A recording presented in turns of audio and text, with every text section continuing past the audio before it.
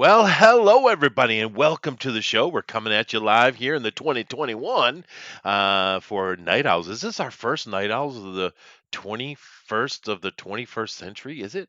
Is it? What is today? The 10th? No, No, can't it's be. not. Damn it, we did one already. I thought it was going to be cool for a second. But nevertheless, we're happy that you guys are with us in this new century? No, year. That's right.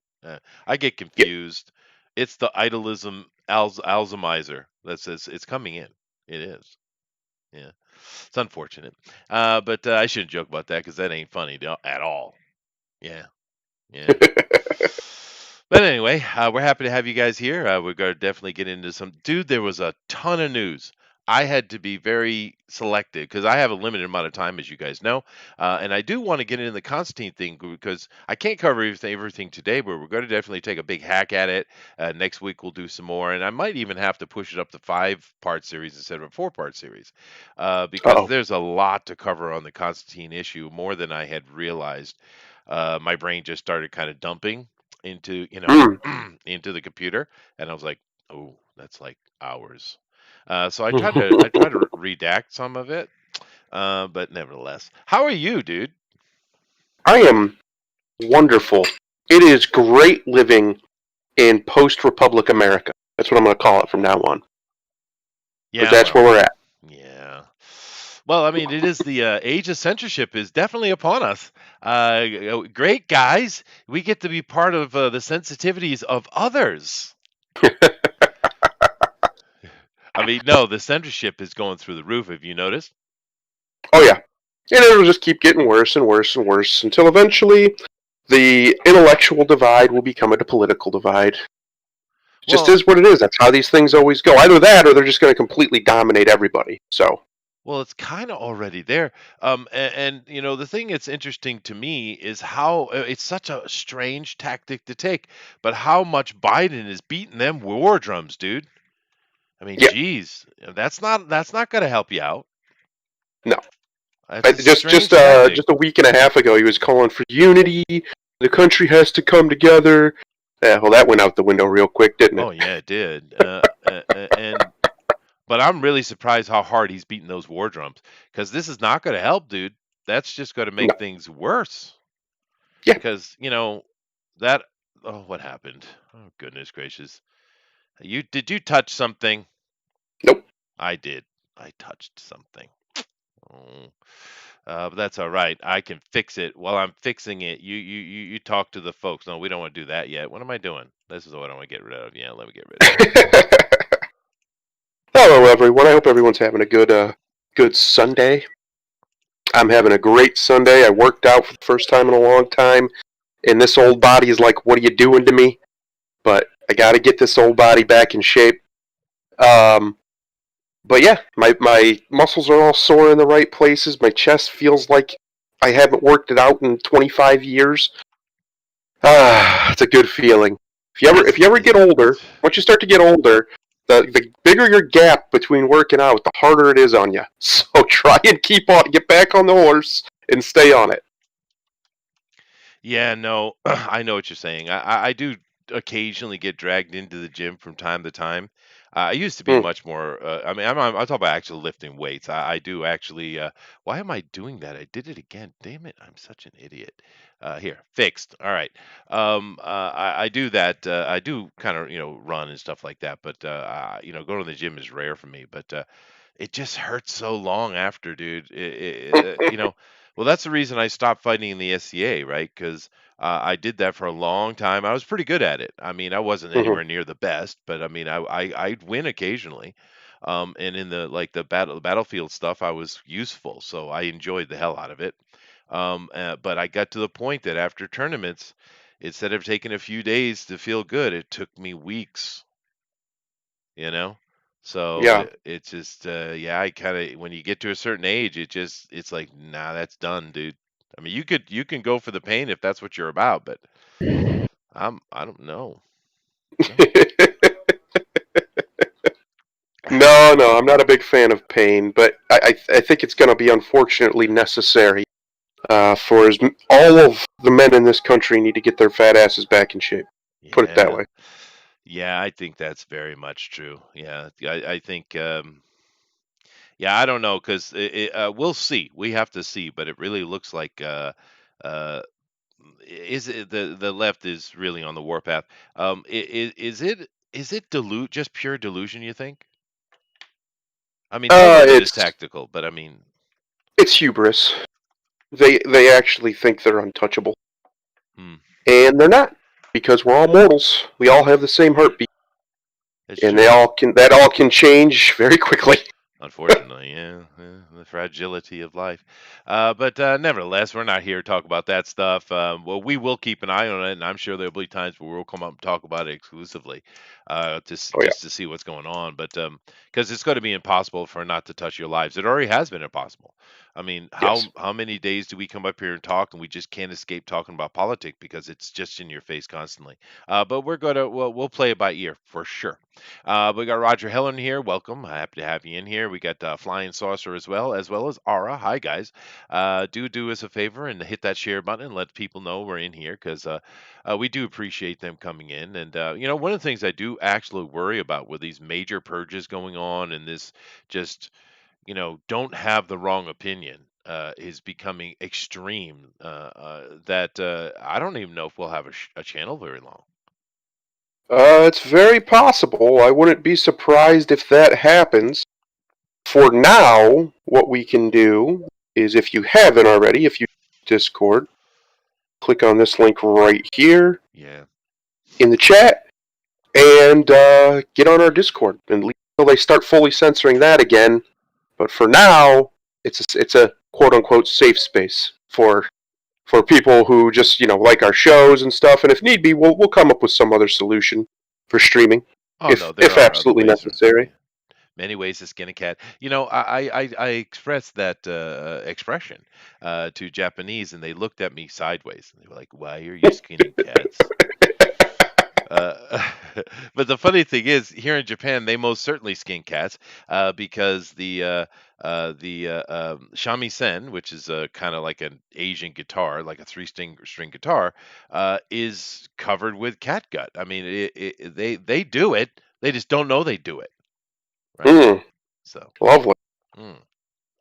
Well, it's just something about the cat gut, I guess. It has the right timbre. Anyway, so did you? How was your day, dude? Did you? How was the past couple of days? You have a good weekend? What's going on? Yeah, I had a great last. I thought, it was just a banner week in this country, and also just in general. I I'm having a good time. I don't know about everybody else. I've been waiting for this for a long time. It's only going to get worse, and I'm excited. Huh? I'm excited for what comes next. One of the reasons why I started working out again. Got to get ready for it because this is it. This is where we're at now. It is, and I'm kind of curious what stages it'll take. I have a feeling we're going to see some manner of I don't know how extreme they'll be, but I think we'll see some more push toward secession type talk. Yeah. Instead of just outright violence, and put the ball in their court. And of course, that's what happened last time, right? Hmm. I mean, of course, it was reversed. It was the liberals that were seceding, but they put the ball in the union's court, and they're the ones that pulled the trigger. That's a lot of things people don't understand. The South seceded. They didn't fire shots. They didn't go and kill people. They just Yeah. seceded. It was Lincoln and his people that went in and started fighting and started shooting, right? The war was started by the North. And that's why you have people today that are making those secession comments, and you have others that say that this was decided 160 years ago. Abraham Lincoln told you. They're already they're Of already they're already saying those things. It's interesting, right? course they are. Of Yeah. course they are, because they're afraid. Yeah. Well, I think everybody is. That's kind of the problem. Well, anyway, we do have other things to talk about, and of course, we are going to talk about Constantine today. And like I said, I'm going to give a thing with it, but we'll see how that develops because there is a lot to talk about. I try to be succinct as possible, but it's tough. Anyway, there are a few revelations you might be surprised about. That was a Uh pun. oh. That was a pun. Did you catch it? I try to be more subtle with it. But anyway, let's go ahead and jump in and look at the news we're going to do today because damn, there was so much to pick, dude. I just couldn't. I couldn't believe we could have done a 3-hour show today just on news. Hmm. Yeah. But we're not doing that. So let's get into what I did choose to do. All Let's see what Chester has brought for us today if Discord will quit being dumb.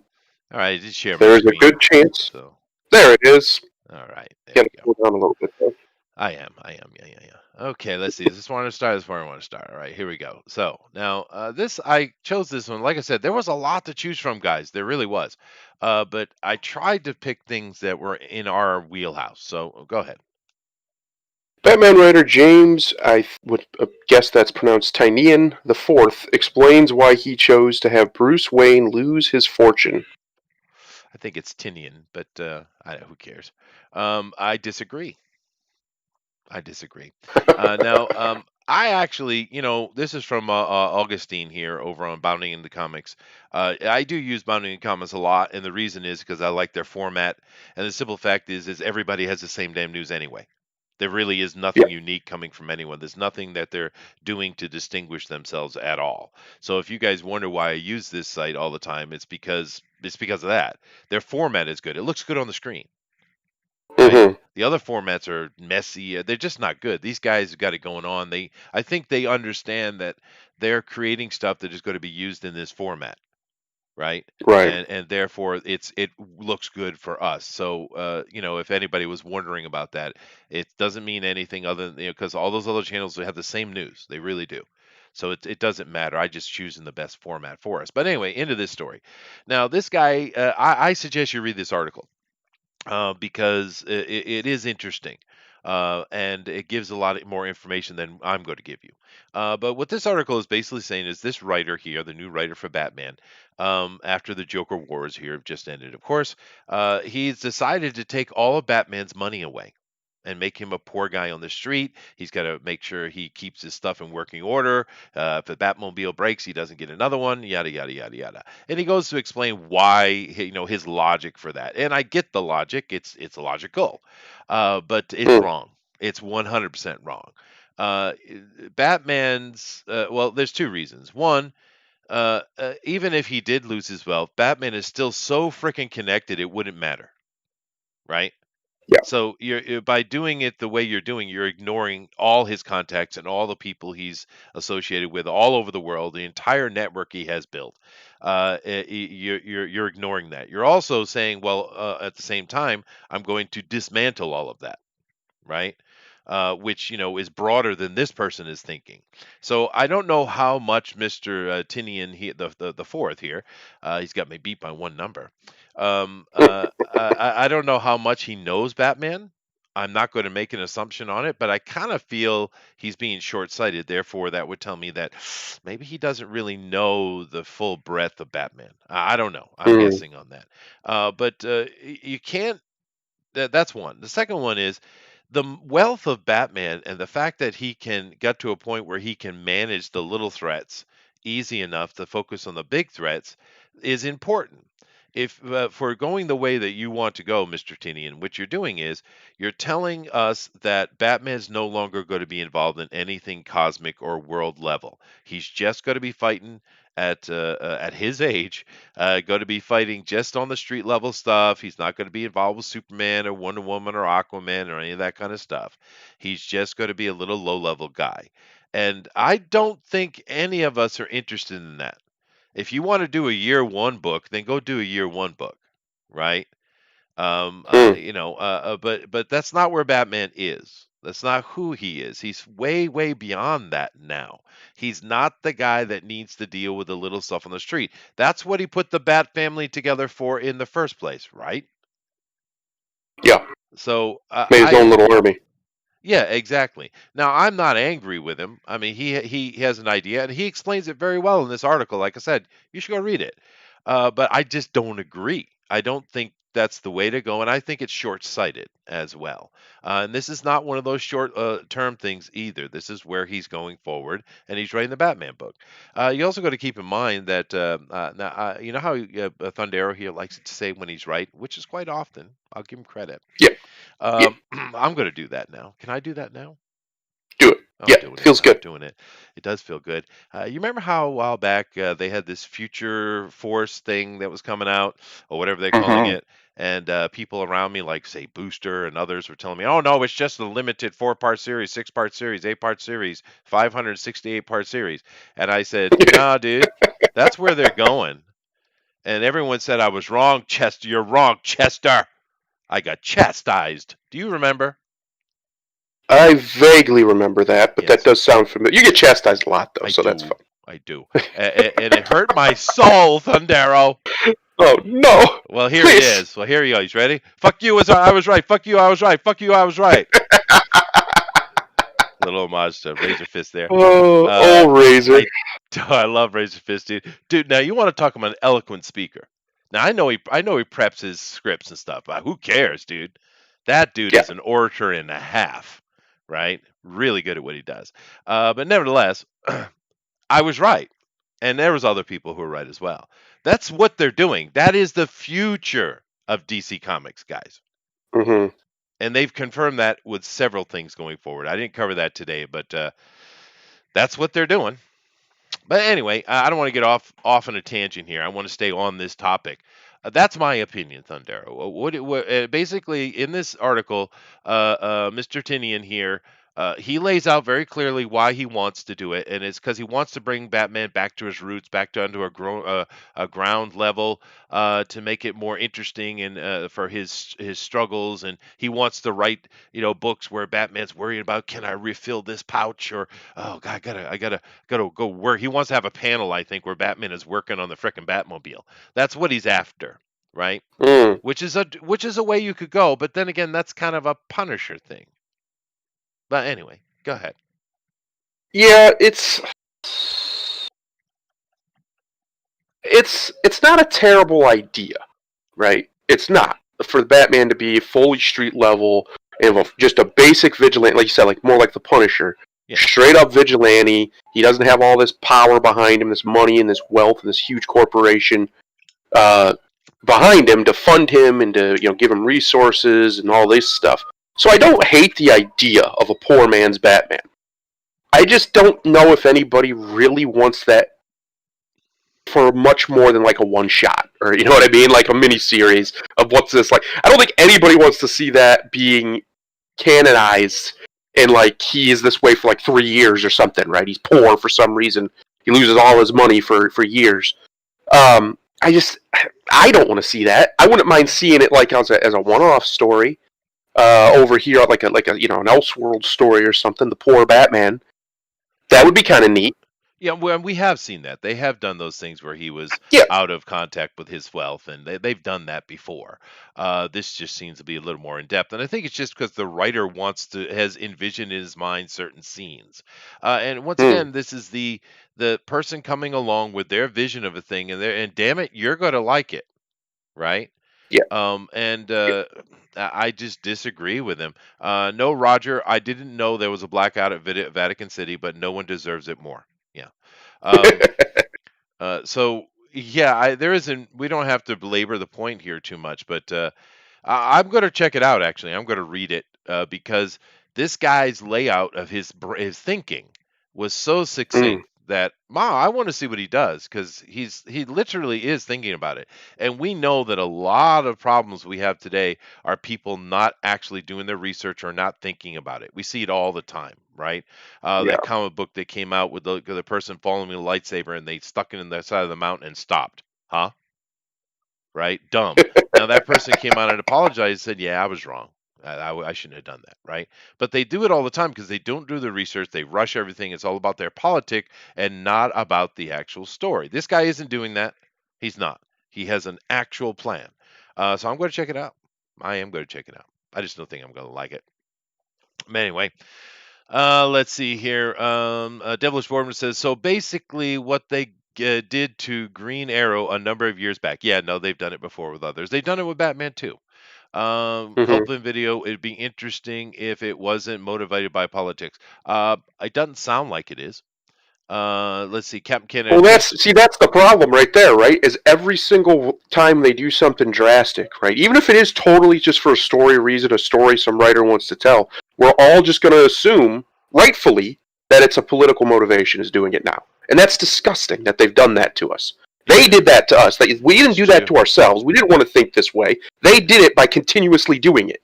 Yeah, they've made us skittish. You're right. You're absolutely Yes. right. Yeah, because every time I see something that's some person of color, I guess what they call it, or a woman, I'm automatically skeptical, and I never was that way before. I didn't care. Was it Yeah. interesting? Was it good? That's all I cared.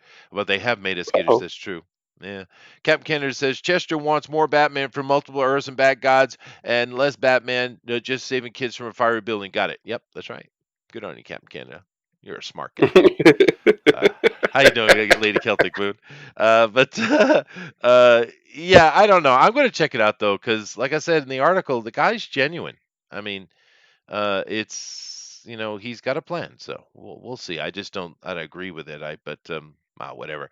But this whole Joker war sounded like a stupid thing anyway, which I didn't read much of it. I saw a little bit, but whatever. Um,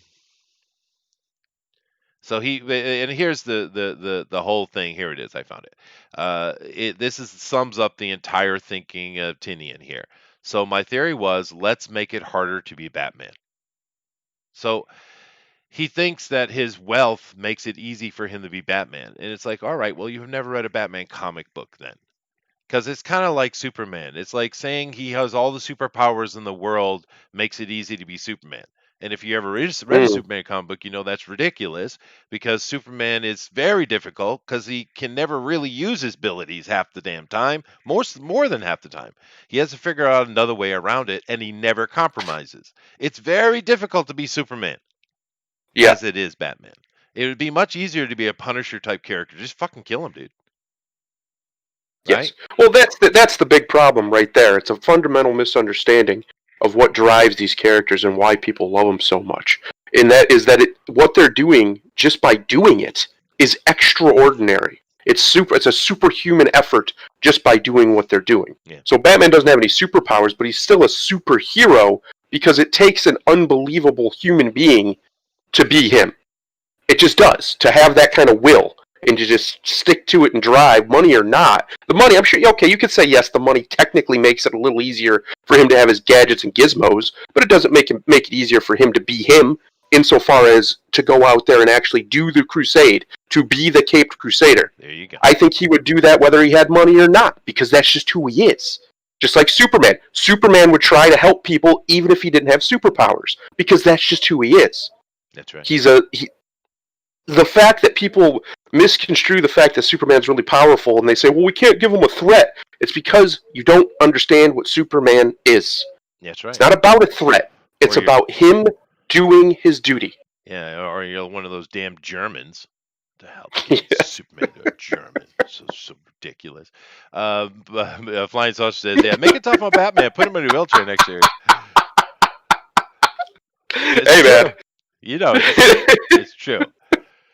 All right. Anyway, I'm not mad at him though. I'm not yelling here or ranting at all. I just don't agree. But I'm going to check it out because I like his mind. He's very clearly laying out what he thinks and what he's planning on doing. So let's see. Let's see. If you guys think it's by coincidence and I'm mentioning Punisher, it's not. Yeah. I'm not going to talk about it today in an article itself, but you guys all know what's going on with the Punisher. They're trying to get rid of it for the character forever because some idiot that was running around inside the Capitol building had a Punisher symbol on his vest, I guess. There's no need to talk about that because we've seen this happen many times before. Probably one of the biggest incidents of this happening was Charles fucking Manson with a Beatles T-shirt. All right. Yeah. Yeah, and the Beatles still exist. There you go. Moving on. Whew, this is a bad one. Capcom begins cracking down on inappropriate or objectionable fan content. Capcom, good luck. Yeah, good luck, dude. You might as well say Capcom begins cracking down on people who eat peanuts, because that's about how effective this is going to be. You're not going to stop people from eating peanuts. You're not going to stop fans from making art. You're just not. Well, and this is part of that censorship we were talking about. The freedom of speech, freedom of expression, is a worldwide concept. A lot of people, and I probably said it in a way and effectively myself, but a lot of people think that America is the only place that has freedom of speech. It's not true. We do have a constitutionally protected freedom of speech. Other places have it as well. America's is probably the strongest one, but it's not alone. Now, in Britain, you certainly don't have freedom of speech. What they have is freedom of speech zones. Right? They'll have little Yeah. daises or daises that you can stand upon, and you're free to say whatever you want until you're not. So Britain is actually probably one of the worst freedom of speeches places in the Western world, anyway. But there's plenty of places you can speak freely. Europe, it's not unlimited, however. Don't you dare mention the Jews in Europe. You will get busted up. It doesn't matter Hmm. what you say. They will get you. Those Zionists have got their claws in deep, brother. And we should do a frickin' show on Zion, dude. We should, because they are bastards. And I said it. Because that's not the Jews, right? That is a sect, and they are dangerous, straight up dangerous. But anyway, that's a separate conversation for another day. Like, see here in Japan, they actually have in their constitution the freedom of speech. There are many places around the world because you got to keep in mind most of the modern constitutions. Who did they copy? I wonder who. Who do you think they copied, Thundero? The United States. That's right. That's right. They kind of copied it. Yeah. Australia, New Zealand, Japan. Many of them copied ours. A lot of people seem to think it has something to do with France and their stupid revolution that murdered how many people? And it's amazing how many people keep wanting to talk about that damn French Revolution and not say anything about the American one. You know why? You know why? Because they're jealous bastards. That's why. That's why. Yes. Because the French Revolution was an absolute and utter failure. 100%. But anyway, everybody kind of copies our Constitution. So there is a lot of freedom of speech. And therefore, you're dealing with a lot more than just America here, right? And people want to express themselves as they want. Now, you might not like it, but that's the way it is. If they're making money off of your product, you can do something about it because they owe a royalty to you, right? But if they're not making money, and that's not what we're talking about here, we're talking about just fan art, then fuck off, dude. I mean, pretty simply. I mean, that's the end of the conversation. But this is part of that censorship I was talking about at the beginning. There's a lot of this cracking down, a lot of it, and a lot is cracking down on the Japanese anime. And we've said this before, Thundero. They're coming after the Asians, dude. They're next. Yeah. They're absolutely next. I've been saying that for years. They're already declaring them white so that they can persecute them like they You know, want to do to white people. And well, get ready because that's coming in droves now. well, Um, the Japanese that genome is a separate conversation. But anyway, go ahead. Yes, but they already have. I mean, they've already declared them effectively white. You can go to some of these really woke places, and they'll tell you who people of color are. People of color are anybody but white people and Asians. Literally, will say that in a lot of their material. Um, and it's literally just envy. It's just because Asians and whites perform better on average than they do, than most of their group does, except for subgroups, and they can't deal with it. They can't deal with it for they think it's all sorts of whataboutism and all sorts of excuses and this and that. There's actual reasons they don't want to look at it because none of it fits the narrative of these people are just oppressive. They're oppressing me. That it's their fault that they're doing better than me. Well, yeah, it is because they're working harder than you. Yeah, That's why they're doing better than you. that's right. It's just that simple. It does come down to work ethic. It really does. And I don't know. The Asians I know better because I live here and I've lived here for most of my adult life. The Asians just are by fiat hardworking. They just are. Yeah, It doesn't matter where you are in Asia; they are hardworking. It's just the philosophy of the people. The Celtic peoples, we are also successful and hardworking. I can't say why that is, because we don't have that. We have a culture of education, but we don't have that type of work I ethic. But can. yet we're It's real. successful. It's Go real ahead. easy. Winter. We come from a wintry area with winters that are so harsh. Sometimes it's cold enough you go outside, you die if you're not prepared for it. Period. That's They'll just true. kill you. That is true. So we had no choice but to develop incredible efficiency, uh, and that's it. That's really just it, and that Yeah. spread throughout Europe as the Celtic blood and the Celtic culture of that spread Yeah. throughout Europe. It's really simple. It's not hard. It's not even a racial thing. It's simply just where people are from. That's Yeah. all it is. Well, the natural selection is an actual thing. Yes. Evolution is yet to be proven in any way, but natural selection is clearly a thing. We thrive on it, so Yeah. that's a fair point. And like we're looking at anyway. Back to this. Before I do, there is a couple little things in the chat I want to catch real quick. Devilish Boredom says Bruce funnels a lot of money into the Justice League. What happens to them when Bruce goes broke? Well, that's the point I was making. There's much more he does with his money that's far greater than just Bruce himself. So I don't think Yeah. that Mr. Tinian has really thought deeply. I don't think he knows the Unless social. he has. In fairness, maybe he has. Maybe Maybe he's he come up with has. some solution. Maybe Maybe he Bruce has. had to sign away his wealth to some trust, and that trust will help fund the Justice League or something. I don't Well, know. Maybe there's some solution. it looks like Lucian Fox controls all his money now. Good. Maybe he's funding them. Maybe. I, Uh, let's see. Blizzard tried with Overwatch and got flooded with it. Meanwhile, Yoko Taro asked to be linked to all their Nier Otama stuff to make it easier for everyone to find. Um, yeah, no, it's not going to work. I know that. I mainly put it up here because it's touching on this huge push we've had in the past few days for ultra censorship everywhere. And also, I got to look at a nice anime ass. The perks of the job. yeah, absolutely, Yeah, absolutely. that's a nice round butt there. Those boobies aren't bad either. Oh no, there's a shark man. I hope he doesn't ravage me. Yeah, yeah. I just had to go booster there for a second. I do apologize. Damn, dude, they got that going on, man. This artist knows what he's doing or she's doing. Damn, that is a sex. And it's just fix the face, and you're got something going on, right?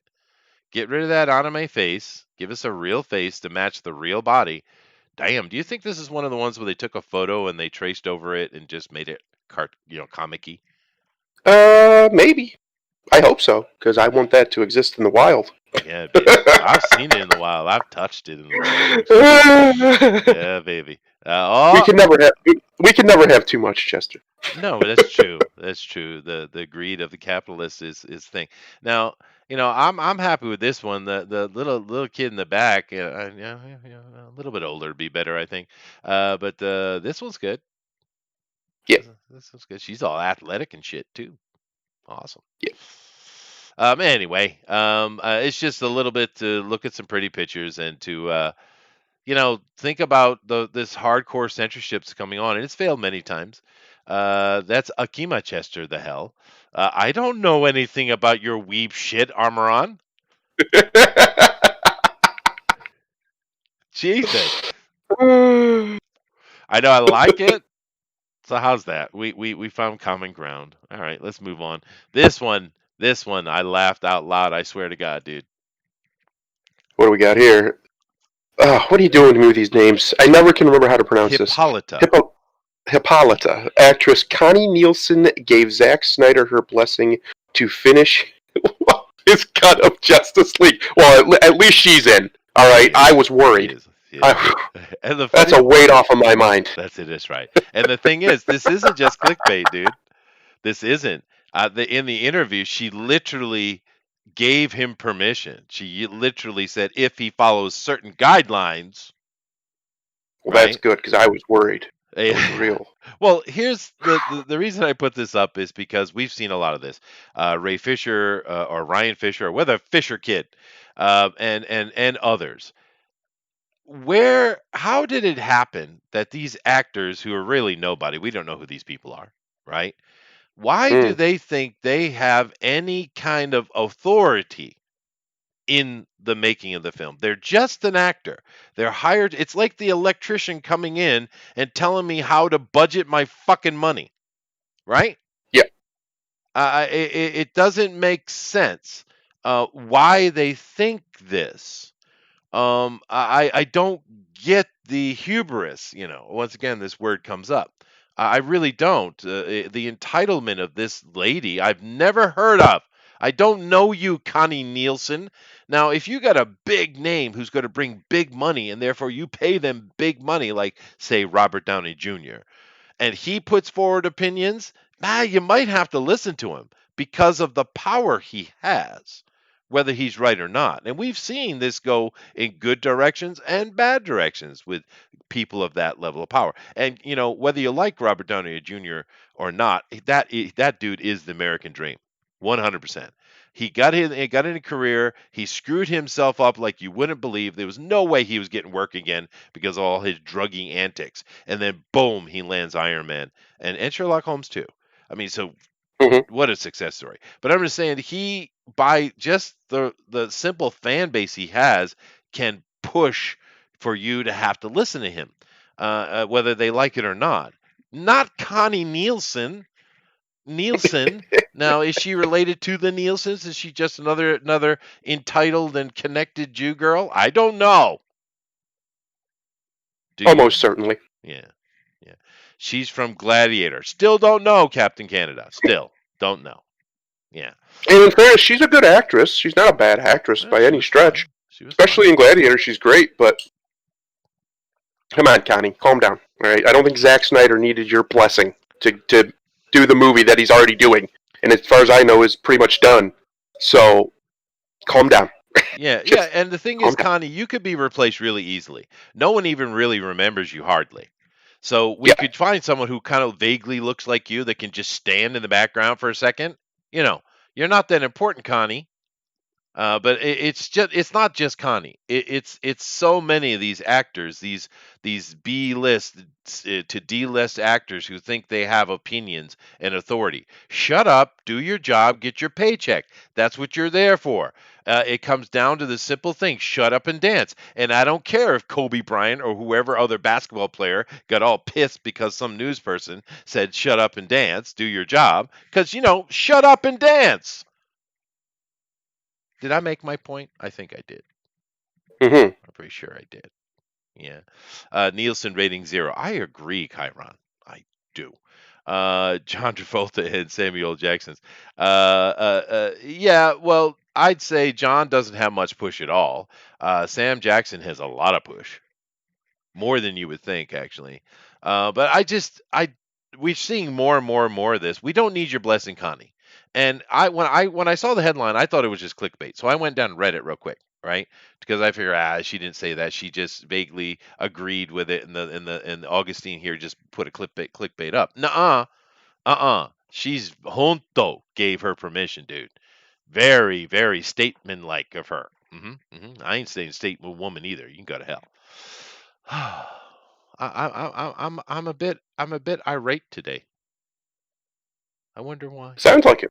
Yeah. Sounds like it. Anyway, moving on from Connie. More. Good old Connie. Good old Connie. Report. Wait, did we already do this one? This Report is censorship continuation. among key reasons PlayStation brand faces decisive decline in Japan. All right. Yeah, they like their weeboo titties. All right, Yeah. Yeah. they like them anime titties all up in the face. They That's what do. they like over They there. do. And this is another excuse for me to look at pretty art girls. But actually, because I live here, I have a little bit more insight into this. Um, the Japanese, as you said, they're not going to stand for it, but from a different point of view than you might think. You see, there's a general understanding in Japan amongst all people, and that includes men and women, right? There's a general understanding between everybody here. Everybody likes boobies. Should I Yes. repeat that? Should I repeat that? No. Everybody Yes. likes tits. And it doesn't matter whether you're male or female. They all understand that and they all agree, right? Because you see, here in Japan, as well as many other places in Asia and in certain other areas of the world, they are not ensconced in the Abrahamic religions. They're not, right? Mm. So their look on things is simply from a moral point of view: what is right and what is wrong. They don't need some God to tell them this, right? And going and hurting people, bad. Stealing, bad, right? Liking nice titties and beautiful women, good, good. Yeah. Yes. The Japanese don't even understand the concept, to be honest with you. Something about devilish boarding is picking on the trainees again. Oh God. But anyway, they just don't understand the concept. Of course, you have sexy girls. It's not even even the like you get a person who in the West would be considered very creepy, and of course in these days would try to ostracize them to some island full of bears or something. But Here in Japan, if you have an otaku, right, you guys know this word, who is overly obsessed with the tatas or something like that, the Japanese just kind of chuckle it off. Oh well, Yeah. they're just like that because it's kind of weird. It's not America. Here's Japan. They actually believe in personal freedom and privacy. Shocking. Yeah. You can have Crazy, whatever right? opinion you want. Just don't hurt people. That's it. It's very very simple, right? And therefore, they don't have a big issue with the creeper dude. As long as the creeper dude keeps his hands to himself, he can be the creeper dude all he wants to, right? And here's Hmm. another thing to add on top of that for anybody who might say, well, that's going to lead to dangerous situations. Uh huh. Oh, this is one of the lowest crime places in the entire planet, particularly sexual crimes. Yeah. It's rare. It's so freaking rare. Now I know I've seen articles come out from Western girls said they have come here in Japan and worked for a couple of years, and every girl they're getting raped. No, they're not. No, they're not. They seem to think this widespread. It's not widespread. It's not. And of course that's in Asia in general. Asia, because oh god, do I have to get into genetics again? Damn it! All right, fine. Um, it's a testosterone thing. You see, the highest level testosterone people on average are the Negroid people, right? The lowest counts of testosterone people are the Mongoloid people, right? And Hmm. testosterone has a big effect. It can help with you being aggressive and therefore successful in certain situations, but it also is directly linked, shocking, to sex drive, right? That's why we see the highest number of sexual assaults and sexually misconduct coming out of a certain group of people, right? Yes. The Asians have a very low testosterone comparatively. Now they found ways around it. It's called the brain and logic. But but it's funny how they look at things here. They don't care. They don't care. As long as you're not Hmm. hurting someone, it's no big deal. And it isn't even just, oh, that scumbag over there. No, they're like, oh, well, that's how it is. They're not even angry about it, dude. And this isn't just Yeah. some foreigner who's been here for a couple of years and all of a sudden has an opinion on Asia. Dude, I have lived in Asia for 25 years. I am 50. What does that mean? Half my life. I understand the Asians implicitly because they kind of keep telling me I am one of them. Damn it. I keep checking my eyes every day. Please no. But I mean seriously. The West needs to frickin' take a chill pill. Is that still in style? Can I say that? Uh, yes, but you shouldn't. Oh, fine. Oh, she looks like she's having a bad day. See? And they don't all have giant breasts. Here's a perfect example. This one here on the left is overly endowed. This one here on the right is very normal. The one in the middle is sad. Sad. Demographics, I guess. But anyway, now I never to move past that. I'm sorry, I'm dwelling on this so much, but it pissed me off. But here's the thing. Um, I never thought I'd see this day, Thundero. I didn't. Hmm. Because the PlayStation being Sony, Japanese are very much buy Japanese stuff, and I don't have a problem with that, right? So they're just ensconced in the PlayStation arena, right? Hmm. Xbox sells very poorly here. They don't even use Google; they use Yahoo. Somewhere along the line, some Japanese bought it, right? I don't know if you guys wonder what happened to Yahoo. Well, the Japanese bought it. There you go, Hmm.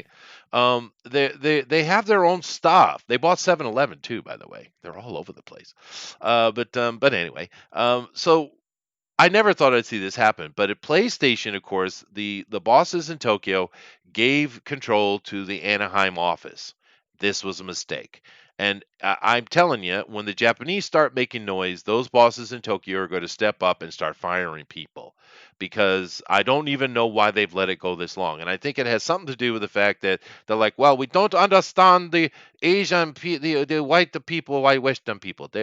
We let them do their thing. I think is what they kind of did. But they're going to have to pull it back, because now you're going to start pissing off the Japanese. Supposedly, I don't know that PlayStation Japan will be censored at all.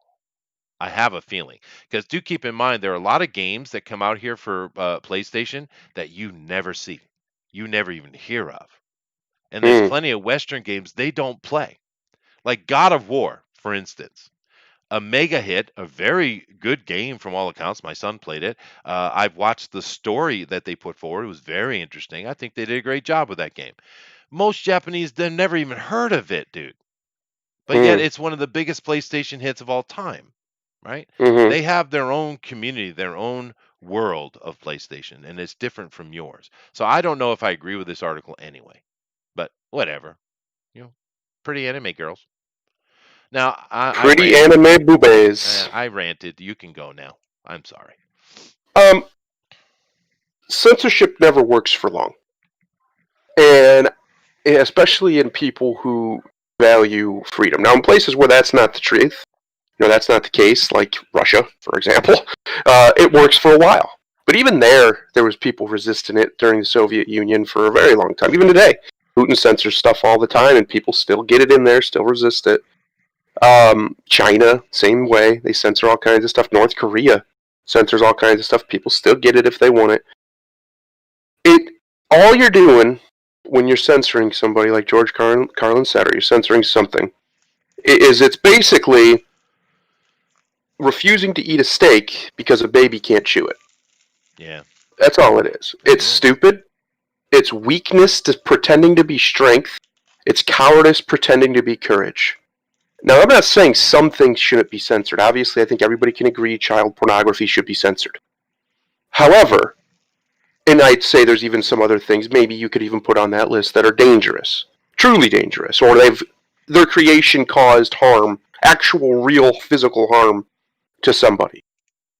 However, anime titties are not dangerous. No, And in fact, I would say they're the opposite. I would say they have a almost sedative effect on the male sex drive. warm and The cuddly. this Yeah, it keeps you from having to, like, imagine how popular this stuff is, right? Imagine if it was just taken away tomorrow. I think that statistic you said, where there's very little rape in China, in Japan and stuff, very little sexual crime, I think that'd go up.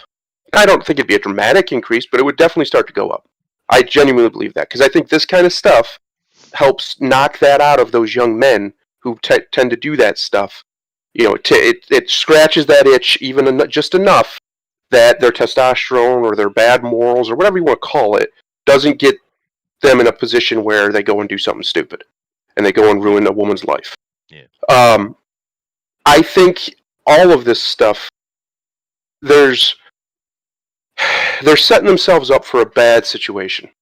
And I think, like you said, the Japanese people, I don't think they're going to tolerate it as much as the Westerners do. And the reason I don't think that is because white Western people are so utterly berated with how evil they are that they will literally defend their own oppression and get mad at you for pointing it out. Yeah, that is true. Yeah, no, the Asians are a little different. Japanese more extreme, I guess. They don't get up and riot and go with, poster boards and things like that. They don't do that. They don't make any sound at all. They just don't buy it or don't Yeah, listen. Like right yeah, now in Japan, there's the government, they can't, because of the freedom here, actual freedom, the government cannot make you stay home. Although they keep asking, it'd be better if we stay home this weekend. No one listens. yeah, No, yeah, because the Japanese know right well their politicians are idiots. yes. It's And just the system in let them do their fairness, thing. in America, they shouldn't be able to do it either. They just do it, and everybody goes along with it because, like I said, Westerners have been berated with how evil they are and different other things, and have taken away the spine, the sovereignty, if you will, from the peoples of especially America. Not all of them, obviously. There's still a very large contingent who have that spine and will stand up to stuff, including on left and right. But by the way, I'm not saying this is even a political divide, but it doesn't seem to me, at least from an outside perspective, that the Japanese, while they are much more mellow in their resistance, don't have the spirit of resistance. Whereas if somebody says you can't do this thing, they'll just be like, "Yes, I can. I'm just gonna do Yeah, just whatever, it." it's kind of what it is. And the Willy Mammoth is in here, and he says, "I love anime titties." So do I, sir. So do I. They are nice. The only thing that bugs me about anime or manga is how far the face has gone. Because, like I just showed you in that one from before, the body was stunning. It was really good for art to the point that I was wondering if it was just a traced person. But the faces are still wonky, dude. I don't like it. They didn't used to be that way. To express a little bit where I was talking on the Pontificators last week, a lot of anime, a lot of manga is symbolism and expression. When you see, like, for instance, Goku, because a lot of you guys know Dragon Ball. So when you see Mm, Goku floating in the air and his body starts glowing, you as a Westerner think, well, he's radiating some manner of power, right? There's energy coming off of him. No, there's not. That is simply there to symbolize his power. It's not mm, real. Now, when he does his Kamehameha, that's real. yeah. But the glowing, Dragon Ball characters, they're not actually glowing guys. It's just there to express power or emotion or something. The Japanese do this all the time, and the Westerners don't know it, but it works out anyway. But Mm. you don't understand their thinking on it. And the anime face has become one of those symbolistic things. The bigger the eye of the character, the more important they are to the story. That's it. Finished. There's the rule because they have rules. You see. Yeah. But that's the only problem for me. I don't care for the anime faces, but the bodies are banging, dude. So anyway, moving on. Moving on. Last one before we get into Constantine. Perfect timing, even. Good Now, old Constantine. this isn't actually an article directly. It might be though. We'll see. There was so much stuff to do, Thundero, that I didn't know what. There was too much to choose from. So I thought you and I Mm, would take a look and see if there's anything here we want to talk about. So let me get down to the actual open section. Ben 10, you know, not really, no. whatever, bitching about the Hollywood. Yeah, everyone does that. Get on board. We talk about this. This is sad. Our Arch Warhammer. His I've listened to his site before. He does lore videos and all kind of stuff. It's pretty cool. He got taken over by a hacker, and I guess they just kicked off, just destroyed the site, which is a shame. Mm. There's years and years and years of Warhammer lore videos on there, dude. That is an absolute travesty. Yeah. Yeah, really unfortunate. This dude right here, he said something he wasn't supposed to say, I guess, but yeah, Wait. Now I do want to know. I thought it was because of racism or something they did that. Why are they mad at Mr. Gutex? you want to read it? Go ahead. Twitch has banned the original version of the popular PogChamp emote from their platform over comments made by face of the emote that the company alleged further violence following the recent protest on Capitol Hill. All right. Well, what did he say? In the aftermath of the events, January 6th, Ryan Gutex Gutierrez, whose real life appearance oh, wow, that's weird that they put that there. Provides the image used for the PogChamp emote. Asked his Twitter followers if there could be civil unrest for the woman who was executed inside the Capitol today, or Yeah, will the MAGA martyr die in vain? yeah. There you go. That's all Uh, you need to really do. Ashley so Babbitt. Yeah. he asked a question. I don't think he was saying he wanted that to happen. Well, that's Not all. from unless I'm misreading that. That's all you need today, isn't it? Yeah. Gutierrez call to arms was made in reference to the death of Ashley Babbitt, the late Air Force veteran who was fatally shot. Scroll down a little bit. Okay. I think that's the actual tweet. Yeah. Will there be civil unrest for the woman who was executed inside the Capitol today? Will the MAGA martyr die in vain? The video will be aired soon on Band.video and the Resistance.video, and it sounds pretty gruesome. Hmm. I don't. Yeah. No. That's Well. utterly ridiculous. Yeah. Of course it is. Yeah. How dare he pose the question? But then again, you don't see anyone talking about her, right? And the No, of simple course fact not. of the matter is, yeah. Go ahead. she's an undesirable, so she gets to die, and it's Yeah. fine. She's a She gets vet to be too, shot man. by the police. Yeah. Yeah, Unarmed and shot, and yet there's no question about this. I yeah. mean, how many people died in that whole event? I think four is the total number, 4 or 5. But most of them were completely arbitrary. Like, that was the only one that I know of that was direct violence with actual video proof. They say that a police officer was killed by a fire extinguisher that was thrown at him, but I've seen nothing to coincide that. I haven't seen a picture of it. I haven't seen a video of it, and there was video throughout every single angle of that was being filmed and live streamed. So I don't know where that supposedly happened. I'm not saying it didn't. I just haven't seen it. And then there was somebody who rumor has it. I don't know if this is true that he accidentally tased himself in the testicles and gave himself a heart attack. Uh, that's hilarious if that's true. And then one was allegedly trampled by the crowd when they were running in or running out. Those things do happen in those situations. But So hers one was of the the other only guys direct fell action. climbing up the sides of the Capitol Okay, once again, and fell off. Yeah. that doesn't have anything to do with anything. So she's the only direct person actually killed. Uh, Yes. yeah, and why aren't we talking about this? I thought that was a problem. I thought the police, defund them because they're bad and they're not supposed to be allowed to exist. But now they're good. Interesting. Yeah. Yeah. But yeah, whatever. It is time though. I need to go over and start doing the Constantine thing. But yeah, there were so many articles. I just didn't know what to bring up, so I thought I'd just scroll the page. But we found one, and it's a sad one too. Unarmed woman, veteran of the country, shot down. you know, No, I'm going to say it. She was murdered by the agents of the state. That's what happened. no, fair enough. Fair enough. That's what would be said if it was a black person, for damn sure. Yep. Yeah, that's for sure. But anyway, it's all sad and sad and stuff, and I don't know. I wish people would give a little bit more conversation about her though, because it is sad. But let me come over here and let me share again, but this time so that Thundera can see what I'm going to do here with my little thingy. Oh, whoa, whoa, whoa.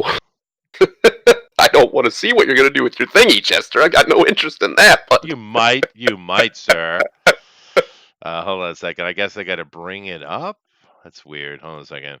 I made another reference. I did. So let's bring that up. But then I can't do it on this side. Well, hold on a second. This is beginning confusing. Let me try again. Why won't that let me? Oh, there it is. I found it. Okay, good, good, good, good. So that did work. All right. So I got this over here for him to look at. Then I need to do this over here. So anyway, just kind of a quick refresher from last week because we are talking about the Bible here. So is there any comments that you would like to make regarding previous stuff? not that I can think of. Off the top of my head, anyway. If one comes to me, I'll bring it up. But it is. It's in my opinion, it's the big one. It's the big TFT, and it's fun to get deeper into it. Especially we're going to get into Constantine. Oh, Constantine. He was a great man, no question. Yeah. But this is going to be interesting. It is. So, all right. Well, let's start it out here. Let's run our intro.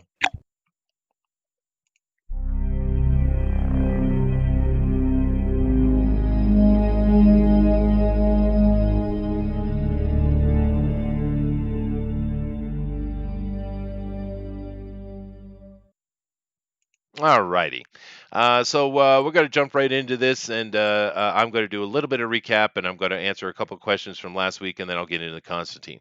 But of course, just keep in mind, guys, I'm on the other side here running a presentation. So Thundera will be keeping an eye on the chat for us if there's anything really important that comes up, but otherwise, I'll come back and I'll look at it after because I'm a bit preoccupied. But nevertheless, just remember, yep, yep. This is important. Very important. Okay. But all right. Thundera's not laughing at all. Are you there? Oh, sorry. Apparently, I had muted myself so while that was playing. I'm here. Yeah. Okay, good. believe the Bible. Now previously we talked about the Bible as a whole. We talked about some of the earlier years. We've Last week we got into the New Testament, of course, talking about where they come from. Matthew, Mark, Luke, and John were basically created by the Flavians, the Emperor Vespasian and his son Titus, for their needs, because there was so many uprising from the Jews and they wanted to take their teeth away. It was an effective strategy that, like I said, turned out far more successful than they had anticipated. But now we're jumping more than 200 years ahead. All right, nearly 300.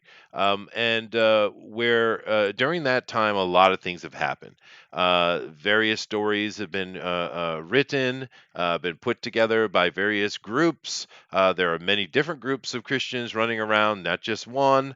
And The stories have become much more in depth than they were back in 70 AD, including all of the books written by supposedly by Paul. And we know a lot of this was propaganda, but things were, it's not just the state's propaganda. The people themselves, the various priests and sect leaders, wrote their own things too. So it was kind of a breathing, living thing that happened over the next couple of hundred years. And Of course, which brought us to the Council of Nicaea, which I'll get to momentarily. But Just a little bit more recap.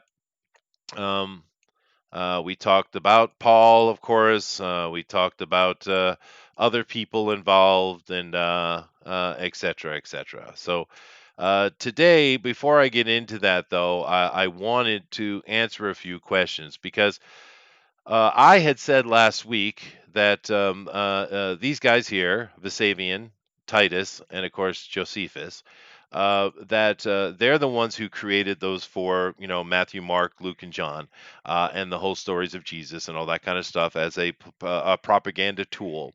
But I also had told you that, everything that Jesus does in his life was actually just what Titus had done during his campaign against the Jews, which ended in the destruction of Jerusalem, of course, and the sacking of the temple. They're literally parallel. They're exactly everything you read about Jesus doing in the New Testament. It's just what Titus did. They just put a more pacifistic, softer version on it, because that was the point. They wanted to make them pacifistic, and they were very successful. Not only did he pull a lot of the so-called Gentiles on board with it, they got a lot of the Jews to join on board with it too. What I didn't do is give a lot of examples, and John Diller had said, maybe you should give those, because I had said you guys should go research yourself. And he says, people, he said he I didn't say this. He said you guys are a bunch of lazy shitheads. I didn't say that. That's John. John did that. Yeah, John did yeah. that. But He might be a little right. Maybe I should. So I'm just going to go through a quick little list here of things that you read in the New Testament. They're actually things that Titus did. Does that sound good?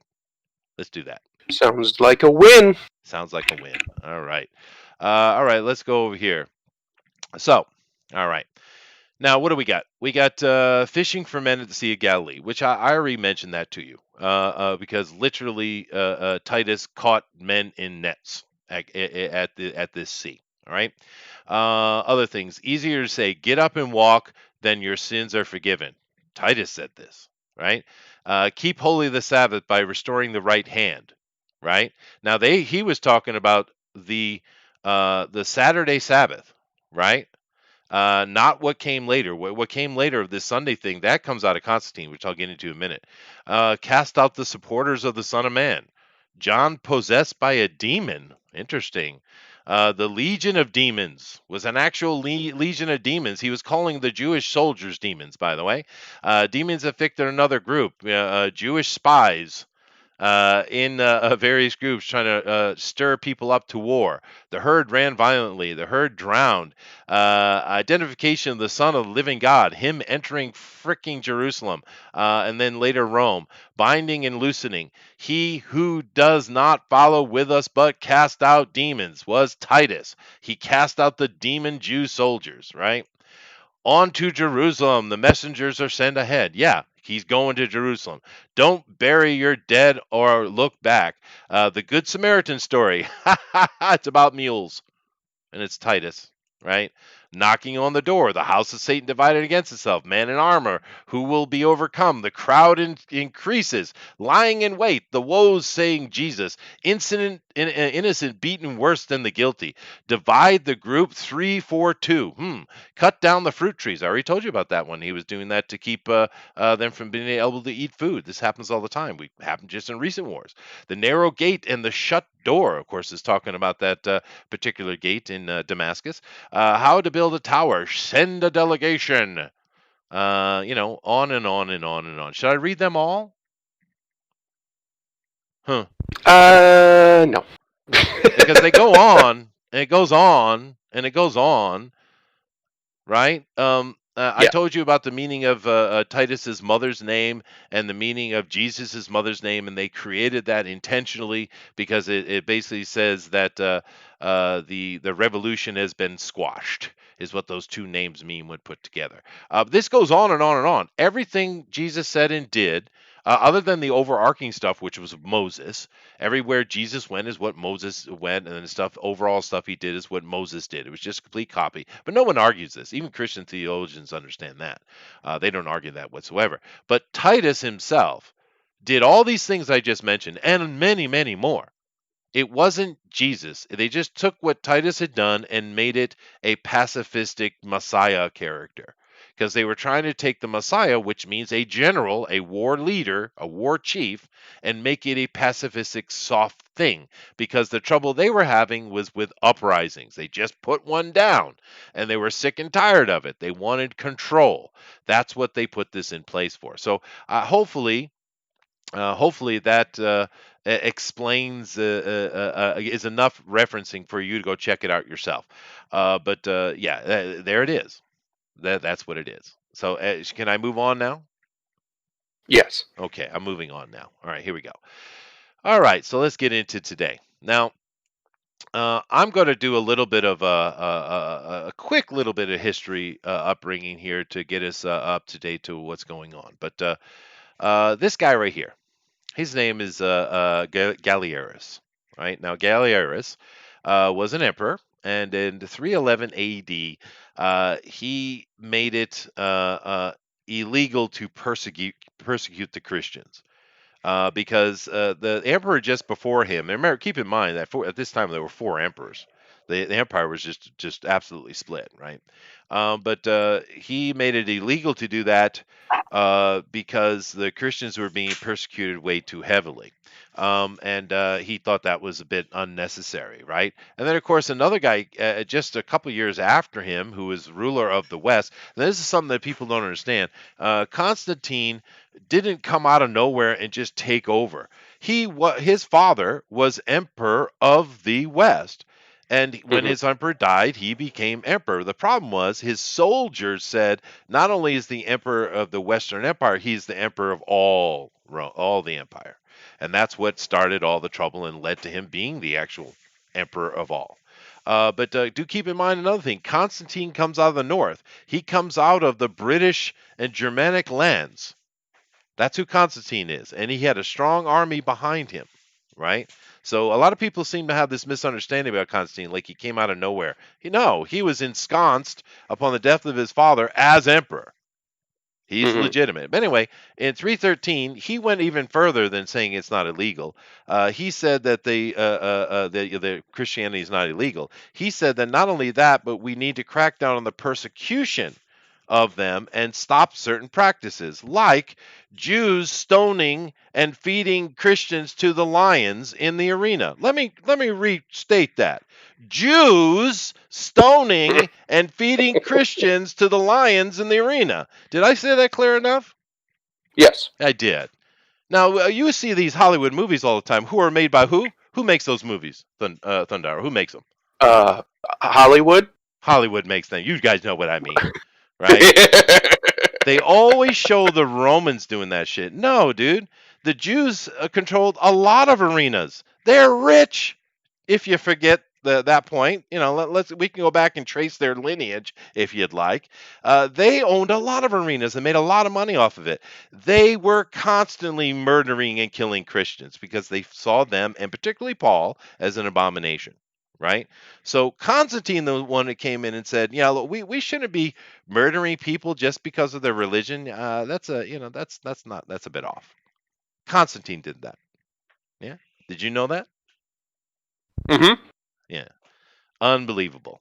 But nevertheless, let's move on. Because as things went on, Constantine eventually became in charge, right? I mean, because he won his war and stuff like that. And I could get into his fight with what was it, Maxius or whatever, the big fight he had on the bridge, and the fact that Constantine wasn't a Christian at all.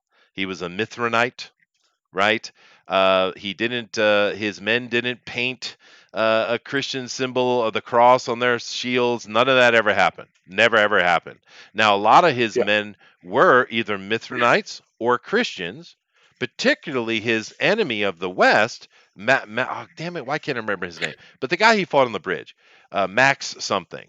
Um, his army had a lot of Christians in it, and his tactic about supporting Christians and being there for Christians was about pulling power away from that Max guy because he was very anti-Christian actually. And that was a propaganda tactic from Constantine, which worked pretty well. But that whole thing on the bridge with him seeing the light of God and the cross in the sky and the shields, there is no evidence that at all. Matter of fact, we have various pieces of evidence, like monuments standing tall in the center of Rome, that don't show any connection to Christianity from Constantine at all. Nothing. There's nothing. Now, what you do see on those things, though, is a lot of Mithraism, a lot of it, because that's what he was. All the elite were, especially the male soldiers. They were all Mithranites, all of them. And we're going to get Hmm. into that because it's important, right? Now, this guy right here is important too, as well. His name is Arius, and his followers are called Arians. I'm going to let that sink in for a second. All right. Now, Arius, there were three main, uh, I don't know, sides, I guess, to the Council of Nicaea. There were three. You had the ones, and their arguments were over very little things. Like, for instance, was God and Jesus the same person, or was Jesus the Son of God? Therefore, both supreme entities, but different. Or, as Arius had said, they are completely separate entities. And their argument went on for a long time, and and Arius in the end lost in the council meetings. He was outvoted by nearly everyone. There's only three people that sided with him, but he didn't lose because the elites followed him for a very, very long time, and I think in a way they still do. And of course, even if we don't think about Arius's ideas and all the followers he had in Christianity today, you practice a lot of his thinkings, though. You just don't know it because this is my theory. Understand this. This is not agreed upon history. But I think what Arius actually represented, because he was so heavily supported by the nobility and the generals and things like that, I think he was a Mithranite, and I think he was a priest of Mithras. And I'll give some examples of why I think that is. Now, this is my opinion, but I think I'm on the right direction with that. But since I mentioned that, we do need to talk about Mithras because it's Mm. it's highly important to the conversation. Now, I think next week I'm going to get into more about what exactly happened at the council and what happened after, because there were several points over the 1,000 years passing that things almost fell into complete ruin.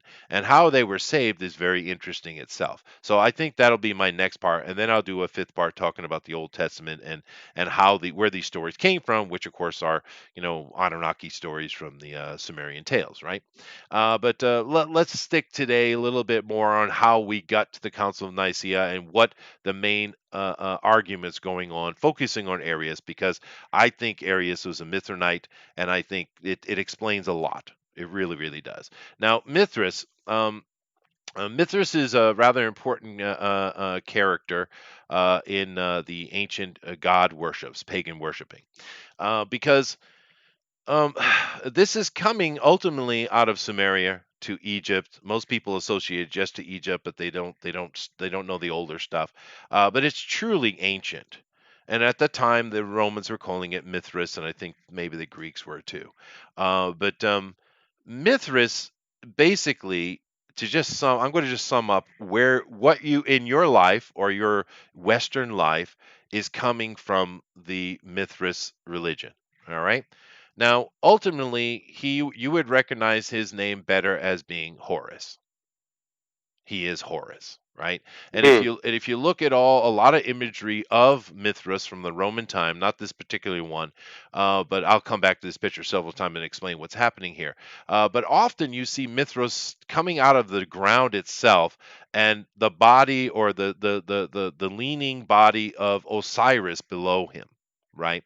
But I'll come back to this in a minute. But you know him as Horus. And if you've read any of the stories of Horus and know what Horus did, then you understand Mithras because it's the same character, exactly the same. And if you go back, it's kind of more of the I don't know, would it be Marduk or Nanarsin? I forget which one it is, but anyway, and you know Horus, so let's stick with that. So what do we get out of Mithraism in today's Christianity? Because we get a lot, right? A lot of things actually, even though they technically lost the Council of Nicene argument. In the long run, it's everywhere around you all the time. So they didn't lose. The Arians didn't lose. Should I say that on YouTube?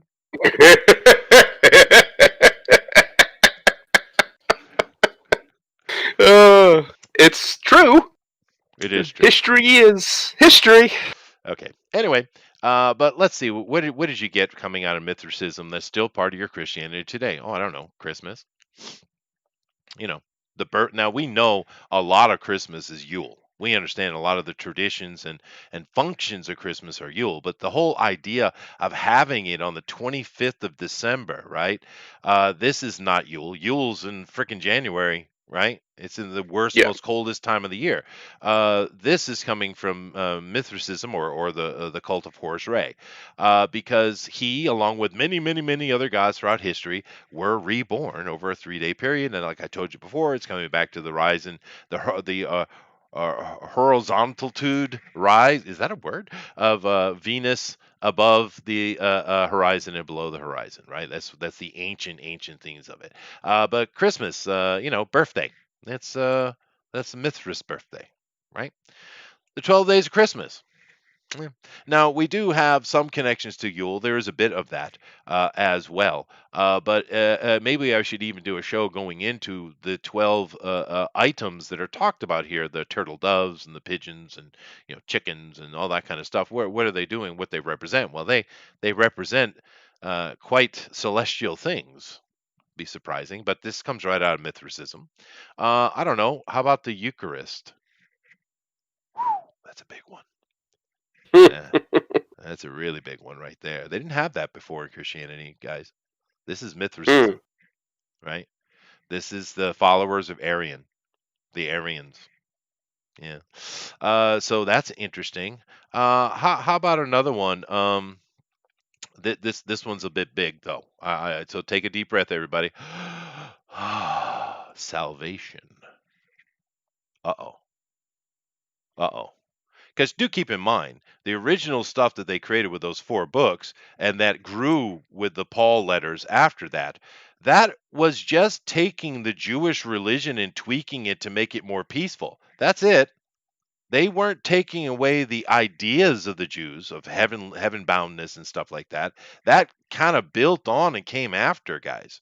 Salvation through Christ, you think was created from the time of Christ. It was not. It came in much, much later. The idea of salvation is coming straight out of Mithraism, which like I said, you can go right back to the cult of Horus Ray because they believe the same exact thing. Salvation is not unique to Christianity. Matter of fact, it's directly borrowed. Directly borrowed. Salvation Mm. will save you, right? Now that's a big one. That's a big one right there. Because keep in mind, the Christians before they were following the Jewish tenet. I don't know. Do I have to do a show on what the Jews believe? Maybe I do. But Oh, I mean, I might have to explain it clearly. But this is a radically different idea. The Jews don't have salvation. Understand that they don't. They correct. have shalom.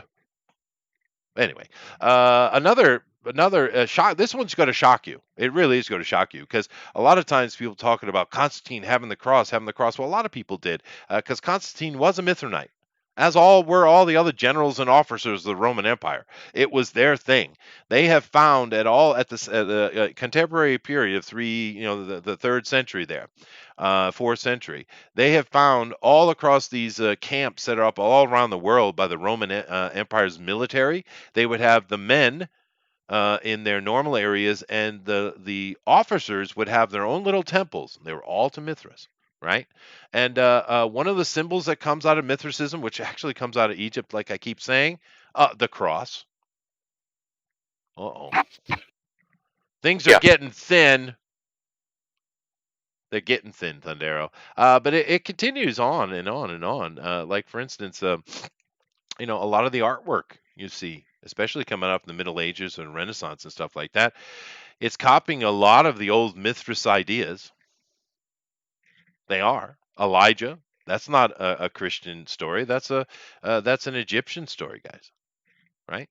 But a lot of the art is taking. They liked the old Mithric art in those days, and they attribute it to Christianity, but it's not. Right? And of course, the real super ultimate duper duper kicker is this one. Almost every church built in Europe is built on top of a mithril temple.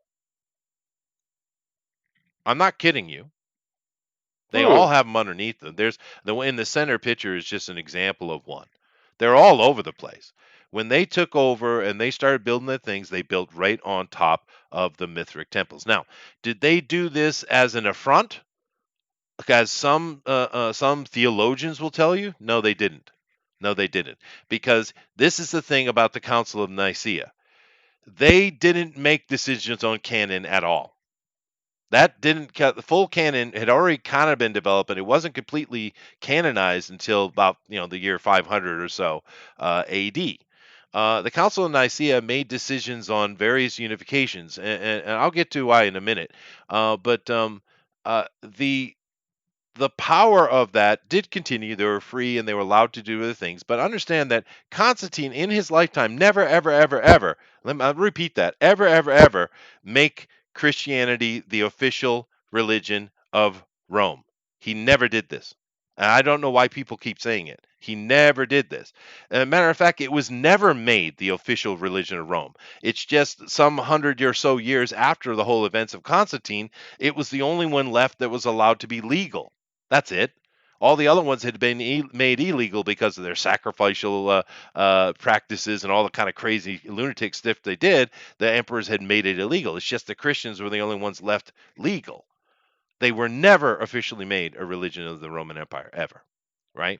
But yet, and also the Arians, their power, even though they lost at Nicaea, their power continued for hundreds of years because all the emperors after that, they supported the Arians. They didn't support the actual winning group at the Council of Nicaea. They didn't. They didn't harass them or bother them. They let them do their thing. And I'm going to get to why in a minute.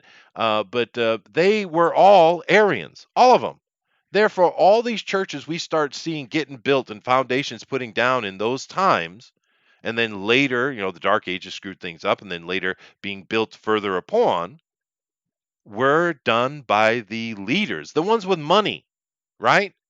These poor, Christians digging in the dirt, they ain't got no money to build no church, right? So these Hmm. things were built upon intentionally, not as an affront, not as a mockery, not as an insult, but because they were considered places of power, and the new version of Mithricism was going to be pronounced here, and they wanted to keep what they felt was sacred and secret for themselves, and they put it underneath. And that's also why a lot of these churches have actual stairways and secret entrances to get in these temples, because the elites of the town would go down and worship their true God, not the lie that they gave to the people. And I kind of wonder if that's still going on. We do know that Benjamin Franklin, for instance, and his Hellfire Club, they used to love to meet in Mithric temples underneath churches because they thought it was funny, because they just get drunk and have sex with girls. Ben Franklin and all. But they did that all the time. So I'm wondering if it still happens today, Thundero. Any of Probably, yeah, probably probably does. these a lot of these people have no actual scruples. They just pretend to for TV. Yeah, that's fair. But anyway, so this is all very important coming into the future with how things laid out. So once again, what you have is two religions. You have a religion that was created for propaganda that became its own wild animal, and continued on building upon stories of the past. Right? It's not like they made this whole cloth. It's taking pieces of the past and building upon it, which is what humans have been doing for thousands of years, guys. But you had this religion going for the masses, and it took a lot of parts from the Mithric teachings, which they still do today. Matter of fact, here's I hope DeWolf doesn't get too upset with me, but you want to know where the Masons come from? hmm Yeah, they're coming out of the Mithric orders. That probably many of them still meet in these old Mithric temples underneath these churches. I wouldn't be shocked at all, and I'm sure they built their own. Matter of fact, they call them Masonic temples. No, someone's going to come for me, Thundero. I can feel it. But I mean, that's where it comes from, guys. It's not that big a mystery. But anyway, let's go back over here and finish up, and let Thundero get his opinions and words in here. Back to this Constantine fella. Now, Constantine, you know, he was very clever in how he unified. He had some luck, and he had some success in battles. He used his propaganda well, and he was always trying to balance the people. He understood that the mob must be pacified. He understood this, as the successful emperors of Rome always did, and bred for the masses, right? And he understood that religion was a really good way to do this, as many other emperors before had.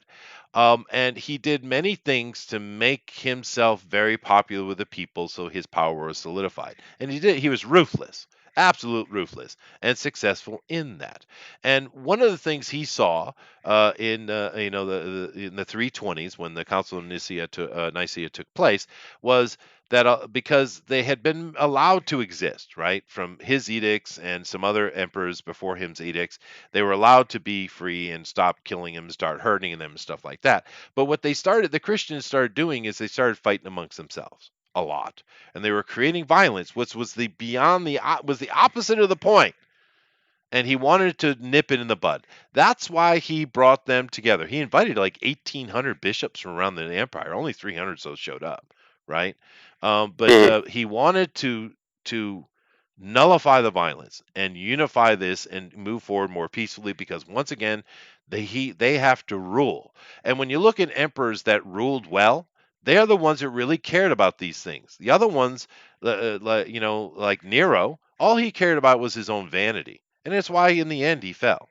But great emperors like Augustus, Constantine, these guys understood the people must be satiated and controlled in order to be able to build something and have success. And he did that, and that's why he brought them together. Constantine was not a Christian; he was a Mithranite. And I don't understand why a lot of people, they just keep saying this over and over, Thundero. And it doesn't matter how often you say it; it's not going to make it true, right?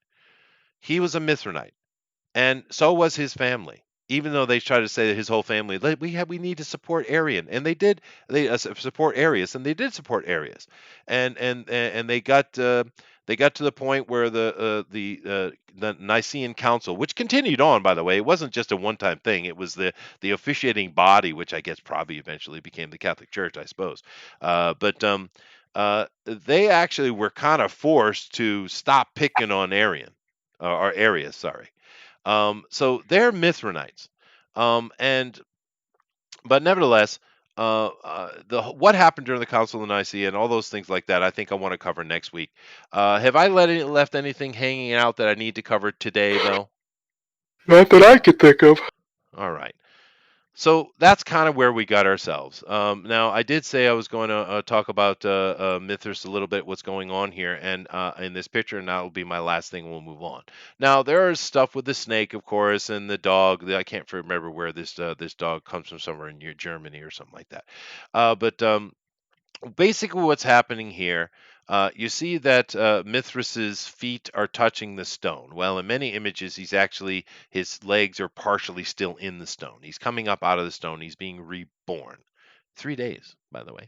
And when he comes up, he's in his cave as he's reborn, out of the body of Osiris, by the way.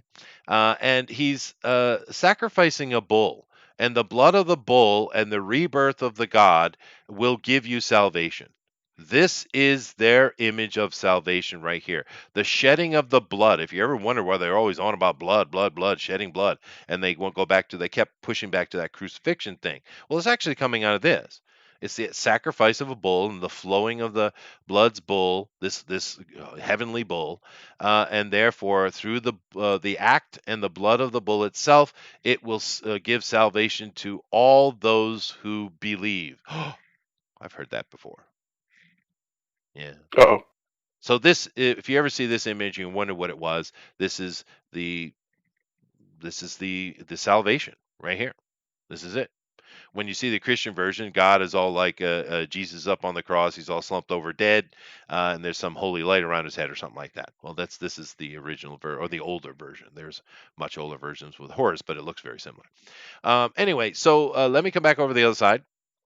And let's see what you guys have been saying, and let's have a conversation about it. But first, before we do that, we're going to let Thundero give his opinions. Go ahead. I really have very little to add to what you're saying there, to be honest with you. I do think it's funny that that old Constantine's alleged conversion to Christianity was very similar to Paul's conversion to Christianity. I think that's an interesting rhyming there, whereas Constantine was marching with his army, and all of a sudden in the sky there was a symbol, and I believe it was supposedly the Constantinian cross, and it said the words something to the effect of "through this go conquer" or something to that effect. And Paul's was very similar, except instead of a cross, he actually allegedly saw Jesus himself, and Jesus spoke to him. So it's just a weird way that rhymes, and it's very convenient. It's called typology. It's a style of Jewish writing. Yeah. Anyway, I'm sorry. Go ahead. Yes, and I think probably everything Chester was saying was absolutely correct there. Constantine knew what he was doing. He was definitely not a stupid man. No. And the Romans knew what they were doing. They had done it untold number of times before in all the places they conquered. They would create these bastardizations of local religions to control the people of that faith. And they did it all the time. It was just a standard practice for them. If they needed to do it, they'd do it.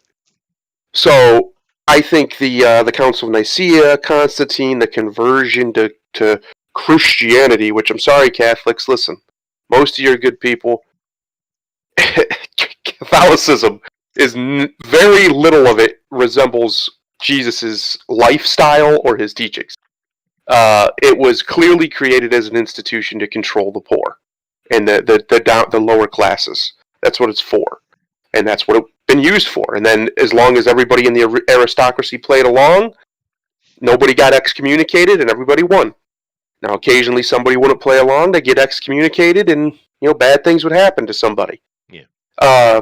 But that's really basically what it was at the end of the day. It was a system of a literal system of oppression created for the purpose of keeping the rabble in line and keeping the aristocracy in line because we couldn't upset the order. Now, eventually, the order got upset, uh, funnily enough, through people learning more truths about scripture and just about science and philosophy and the world in general, and just upset the natural order, and the church lost basically all of its political sway, at least direct political sway that it had for 1,000 years after the fall of Rome, and or more. And I think all of this kind of starts with Constantine. Now, there's some historians who say the conversion to Christianity actually ended up weakening the empire greatly and led to the Western fall. I don't know if that's true. I don't. It's hard to say. There was so many intricate moving parts there. I think it was much more of a leaning towards basically a welfare state that Rome had set up and had for a long time, but it just kept getting so huge that the weight of it just pulled everything else down. Whether it be the quality of the military, the quality of the legal apparatuses, everything had this massive lodestone around it, and it killed it. That's Yeah, why the Germanics, when they sacked Rome, in their mind, they were going to free Rome. that's Right? right. They were going to correct it Because they because didn't. Rome was out of control. That's right. Yeah. And keep in mind the Germanics and the Celts, they were Romans. Yeah, Roman lords, Roman nobles, Romans, actual Romans. Rome did not fall. It was cleansed because one of the yes, reasons they went in, and literally, I'm not joking, was because of all the decadence going on in Rome, including their strange, weird trainee parties. I'm not joking. yes. That was part of it. The lack of morality and the destruction of the human soul is what the Europeans were obsessed with, and they went in and smacked them down and tore it out and just rebuilt their own. They just didn't stay in Rome particularly. They just kept in their own lands. So the Roman Empire never did fall. It never did. It was cleansed. Well, you can verify that actually fairly easily because the Roman Catholic Church ratified basically, I think every, in fact, Yeah. political establishment in Europe for the next 1,000 years Yes. or That's so. that's when the church became powerful. Yes, Right there. and I'm then going to you get into also it. have when Charlemagne basically conquered Central and in Western Europe. He was crowned as an emperor by the Pope. He made him quite literally the emperor of, I believe he called it of Rome and of something else. I can't remember, but he was made a Roman emperor by the Pope at the time because he had basically conquered what was the core of the empire back in the day. Yeah. Um, I think there's a lot of dueling narratives because everything's about narratives throughout history. And even like today, we have these dueling narratives. Like today, if you go turn on mainstream news and listen to the establishment, Trump tried to overthrow the government, which is ridiculous. But then you go over here and everybody's like, well, no, that's obviously ridiculous. That's not what he was doing.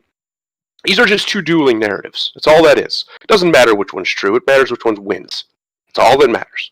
And just like that, back in the day, this is why Constantine and the generals and whatnot, even before him, were able to create these systems because they were able to control narrative. They were able to push the narrative. It didn't matter if it was true. That's irrelevant. If everybody believes it's true, it's functionally true. And what happened was, in Europe especially, and what caused the Reformation, what caused the Renaissance, was everybody was like, well, wait a minute, it does matter if it's true. That does matter. What's true matters. It matters more than anything else. And as people started to learn more and more truth, more and more knowledge, or at least things they couldn't falsify and say were untrue, the power structure of the old world collapsed, hopefully never to return, except it looks like we have replaced the one cathedral for a new cathedral, and that is in the form of social media and these big tech giants, but that's another true. topic. It does continue, though. It does continue. Yeah. It just never ends. It's a constant battle of narratives, and truth has to win. Truth is not guaranteed to win. It just must win. We need it to win as a species. It's better as the Germanics would have said. It's better for our souls, for Yeah. truth and righteousness to return.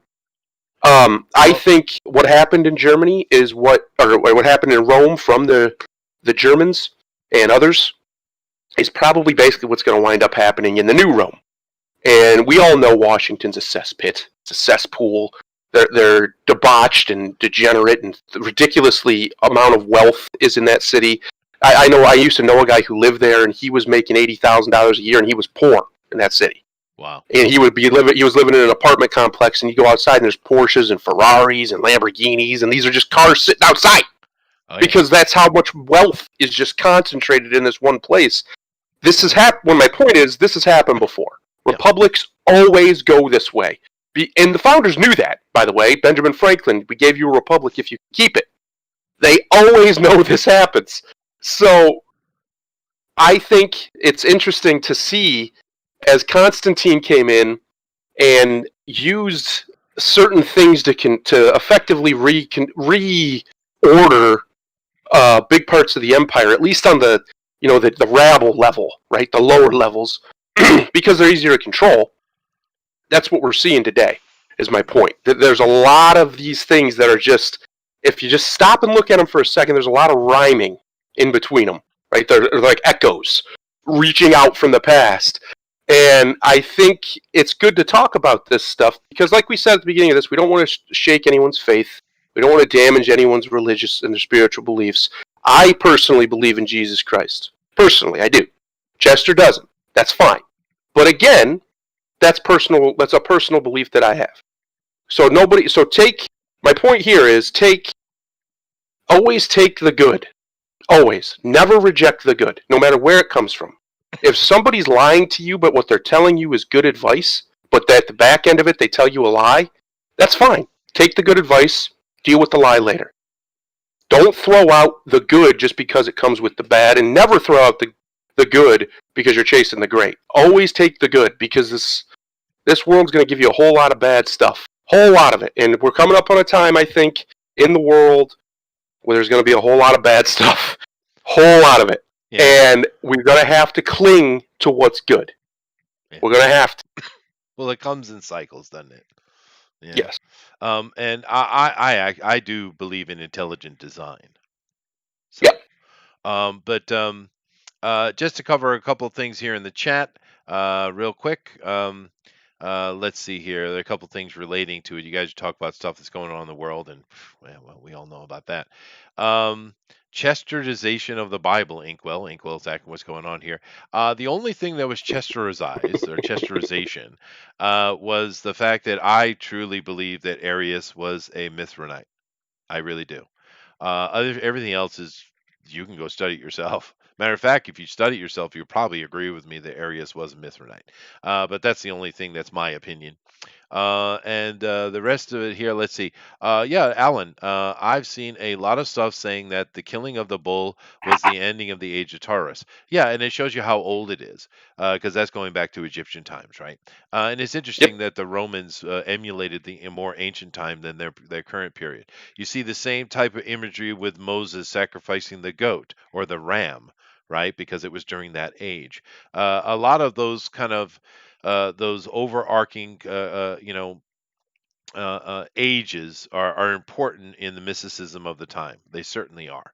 And Like I said, this is way, way older than the Romans themselves.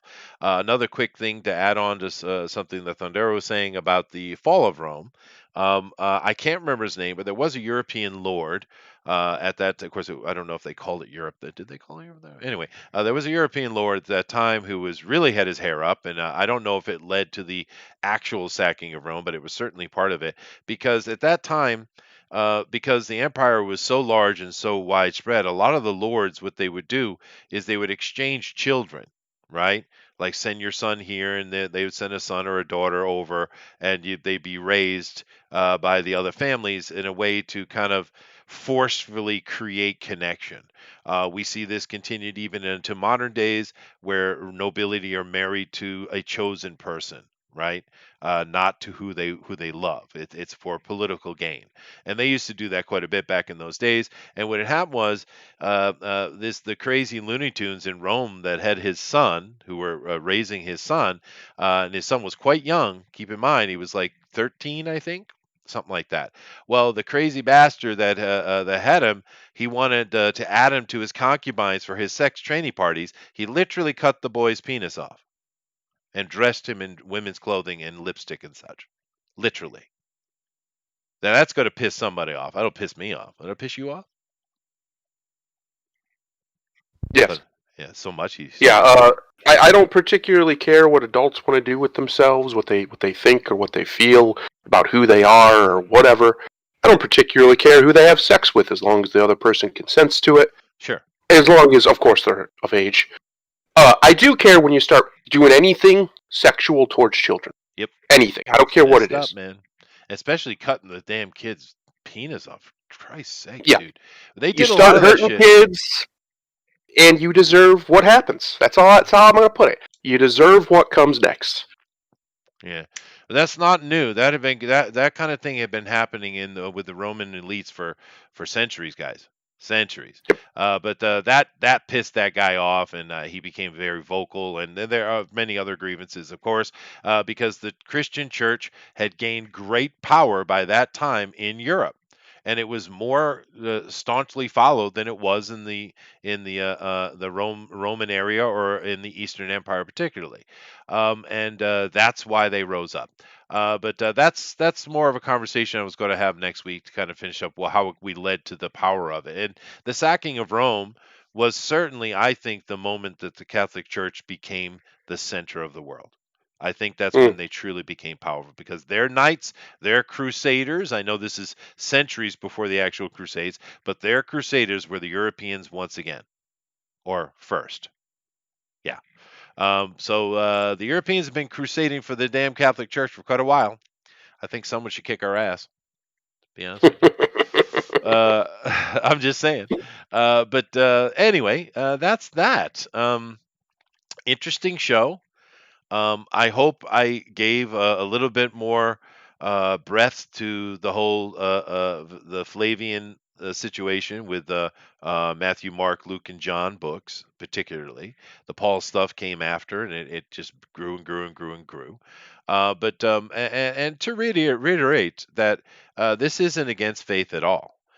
This is simply showing how things, because you understand the current form of religion you have is not new. It wasn't even new then. They just kept taking things of the past that had been around for thousands and thousands, possibly tens of thousands of years, and just adding their own little dogma and adjustments so that they could use it effectively in their situation.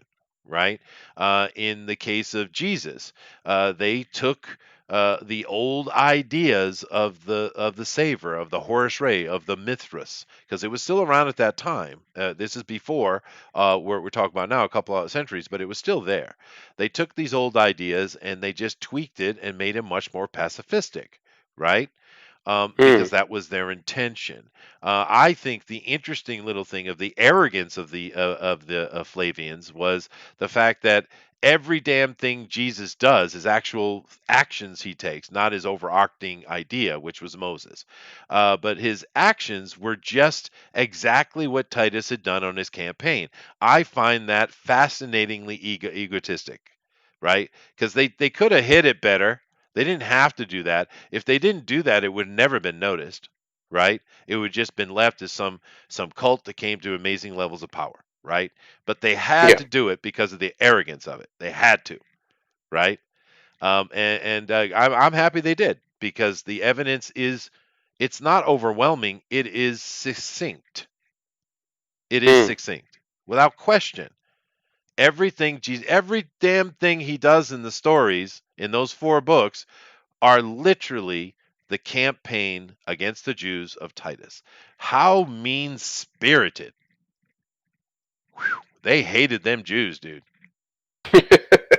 They did, dude. That's mean spirited. That's nasty. uh, well, Anyway, let's just say there's a A man whose name starts with an H that is only 6 letters long, that was not born uh, in the last 200 years, that the Jews hate even more than Hitler. And Oh his name yeah, is they do. Adrian. Hadrian, yeah, yeah, yeah.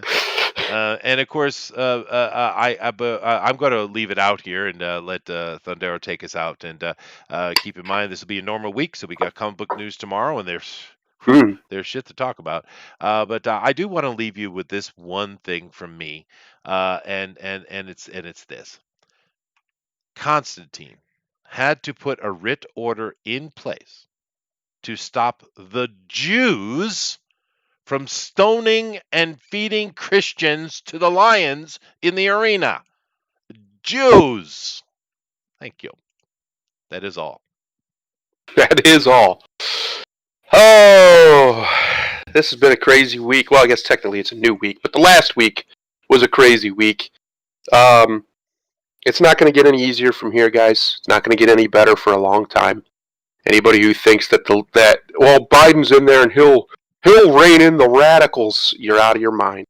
It's going to get rough. It's going to get hard, but we're going to win. And the reason I say what I mean by we is just people who care about truth. We're going to win. And the reason we're going to win is because you can suppress it for a while, but eventually it comes to light. And I do believe that it will. And I believe that's basically what I believe in. I believe in the truth. So don't what you need to do now, if you care about liberty at all in this country, a lot of people don't. That's fine. That's your call. But what the people who do need to do now is make some good friends that they can count on in the local area or their family. Draw close to them. And make plans for if stuff goes real sideways.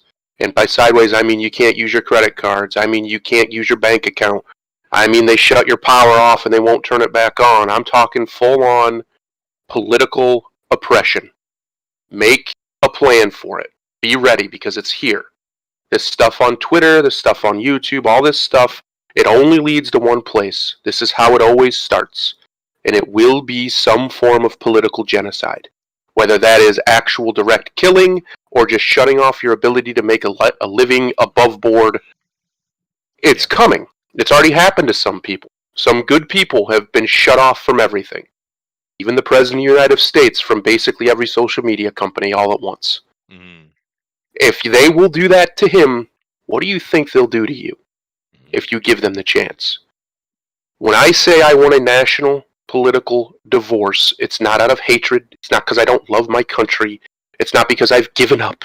It's because if we don't have that, one of us is going to have to do very, very, very bad things to the other. That's the only way out. Ask the people living under Soviet Russia what the way out was. It wasn't a peaceful protest. That wasn't allowed. And it wasn't just be a better person than them and hope that one day they change. That's not how violent people like this work. So I hope everybody is ready, or at least is smart enough to start getting ready. And by ready, I don't mean you need months and months worth of food and you need 5,000 rounds of ammunition. You don't need any of that, but you need to know people. That's the most important thing. Have a network of people you can fall back on, associates, people you can associate with, who you can trust enough to not, send you to the gulag. Because that stuff's all coming. I know it sounds crazy, but if you would have asked anybody 10 years ago what's happened today to the President of the United States of America, nobody would have believed you. Nobody. Period.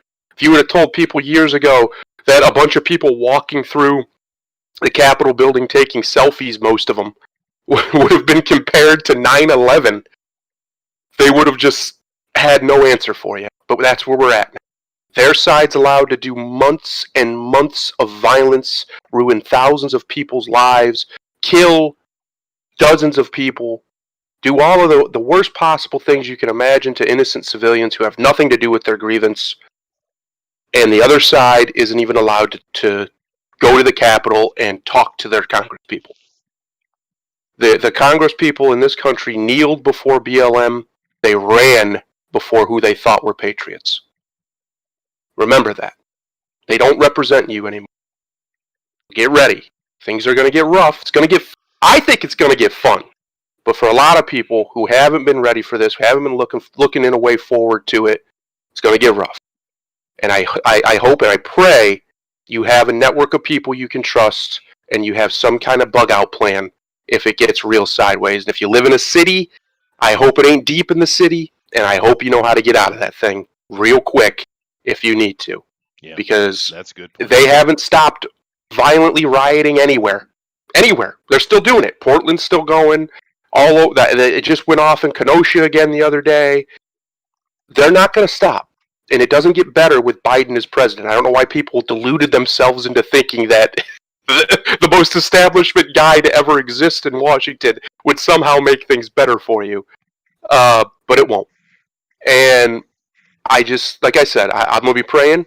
I don't talk about this much, but the other day it hit me so hard that the Republic's gone. I shed some tears over it because I love my country. I don't want the Republic to be dead, but it is. Yeah. And it's the only way we're going to get it back is not by asking nicely. It's just that simple. So I hope you're ready. Have a wonderful evening, the rest of this evening. Sleep well. Whatever God you believe in, pray to Him. Put your faith in Him. And be strong of courage. And get yourself ready for what's to come. There you go. All right, guys. That's the end of the show. Thank you all very much. And namaste to that. And I wonder who our Reagan will be. Later.